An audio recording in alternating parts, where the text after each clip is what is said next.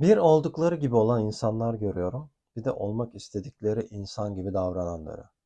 Hazreti Mevlana demiş ki ya göründüğün gibi ol ya da olduğun gibi görün. Hepimiz biliyoruz bunu. İçki içen içkisini sadece keyif aldığı için değil, bir şeyleri birilerinin gözüne sokmak için içiyor. İbadet eden Allah rızası için değil, çevresine hoş görünmek için yapıyor. Bir şeyleri protesto eden gerçekten o şeye karşı olduğu için değil, herkes ona karşı olduğu için protesto ediyor. Bir şeyi sevip peşinden giden kişi de gerçekten onu sevdiği için değil, herkes onu sevdiği için peşinden gidiyor. Ne kadar yazık değil mi? Ona buna el aleme bakarken kendi hayatımızı ıskalamak. İçiyorsan keyfin için iç. İbadetini Allah için yap.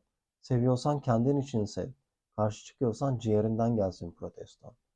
Bu tamamen öz şefkatle alakalıdır. El alemin hayatını değil, kendi hayatını yaşamakla ilgilidir.